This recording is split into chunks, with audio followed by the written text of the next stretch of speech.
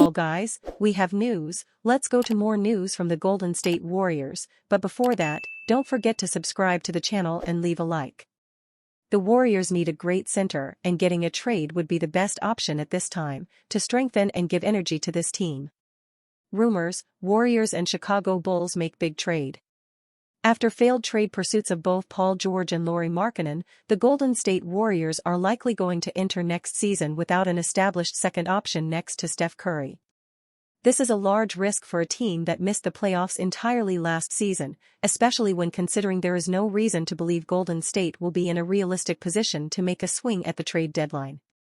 It is also uncertain what players will be available that time of year, and if management will finally pivot away from their previous unwillingness to deal in proven talent. While these questions remain, hypothetical trade scenarios for Golden State are being proposed in the media realm, with the latest coming from ClutchPoint's senior NBA reporter Brett Siegel.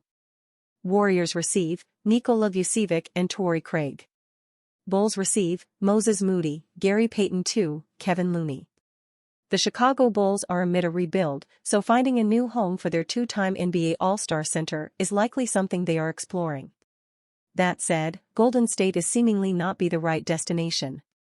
The Warriors could use center help, but unloading assets for Vucevic at this stage of their timeline makes little sense. In need of a high-level second star next to Curry, a Vucevic addition would not take Golden State from a fringe playoff team to a championship contender, nor would it help them in a post-Curry world. Warriors are rooting for Jonathan Kuminga's evolution. If Kuminga emerges as a true pair of players like Leonard, George, or even Siakam, these last 2 years of trade rumors will make the Warriors look smart for their steadfast refusal.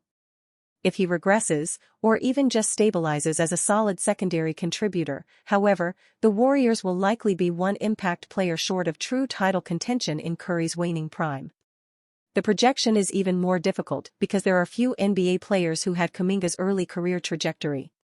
It's rare enough for a lottery pick to be pushed onto a championship contender with a generational player. Mix in the lesser emphasis on developing a young player that comes from a desire to compete, and you get the strange carousel of optimism and worry that has followed it.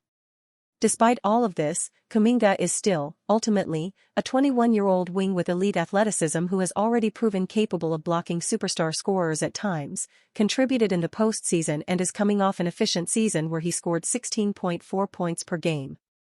Even as the roster around him went from a champion to a flawed, static rotation that needed to be carried by a legend, he was able to make clear improvements. That's a combination I would bet on again and again. The Warriors hope this bet pays off this season.